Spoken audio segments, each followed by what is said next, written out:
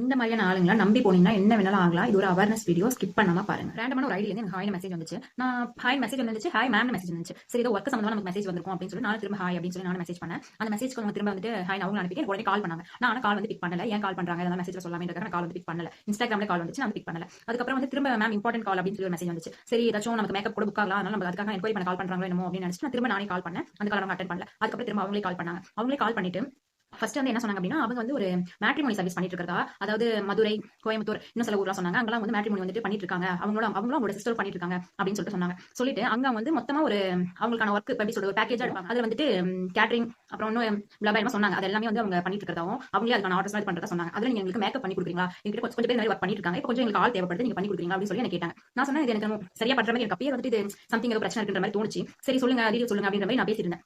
உடனே சொன்னாங்க இந்த மாதிரி ரொம்ப இப்பயே உங்களுக்கு உடனே 1 லேக் வேணும் அப்படின்னா கூட நான் போட்டு விடுவேன். உங்களுக்கு அட்வான்ஸ் எவ்வளவு வேணாலும் நான் போட்டு விடுவேன். அப்படி இப்படின்னு சொல்லி ரொம்ப பேசிட்டு இருந்தாங்க. இங்க எங்களுக்கு ஒர்க்கே இல்ல, ஃபுல் அண்ட் ஃபாரின் தான் அப்படிதான் இப்படிதான் சொல்லி ரொம்ப ஹைப் கொடுக்குற மாதிரி பேசிட்டு இருந்தாங்க. நம்ம ஒரு கஷ்டத்துல இருக்கோம், அமௌண்ட் இல்லாத கஷ்டத்துல இருக்கோம் அப்படின்னா நமக்கே வந்து ஒரு பண்ணலாமே அப்படிங்கிற மாதிரி நமக்கு தோன்ற மாதிரியான வேர்ட்ஸ் யூஸ் பண்ணி பேசினாங்க. அவ்வளவு அமௌண்ட் வச்சிருக்க மாதிரியும் ரொம்ப ஒரு பந்த கட்டுற மாதிரி பேசினாங்க. நானும் சரி என்ன பேசலாம்னு பாப்போம் அப்படின்ற மாதிரி கேட்டுட்டு இருந்தேன். என்ன பேசுறாங்க அப்படின்னு சொல்லிட்டு நீங்க எங்கிட்ட பண்றீங்களா அப்படி இப்படி ஹெச்டி மேக்கப் எவ்வளவு சார்ஜ் பண்றீங்க? நான் என்னோட அமௌண்ட் சொன்னேன். ஓகே நீங்க எவ்வளவு வேணாலும் வாங்கிக்கலாம், எவ்வளவு வேணாலும் நாங்க பே பண்ணுவோம் அப்படின்னு சொன்னாங்க. நிறைய உங்களுக்கு மேக்கப் புக் ஆகும், மந்த்லி ஒரு 4 to 5 ஆர்டர்ஸ் உங்களுக்கு தருவேன், நீங்க எனக்கு கமிஷன் கொடுத்தா போதும் அப்படின்ற மாதிரி பேசிருந்தேன். சரி ஓகேன்னு சொல்லிட்டு நான் பேசியிருந்தேன். ஆனா வந்து ஸ்கேம் தான் அப்படியே ஏதோ ஒரு உள்ட்ரா அப்படின்ற மாதிரி எனக்கு தெரிஞ்சிச்சு. அதை வச்சு நான் பேசிட்டேன். சரி தெரிஞ்சுதான் பேசி பேசலாம் பாப்போம் பேசியிருந்தேன்.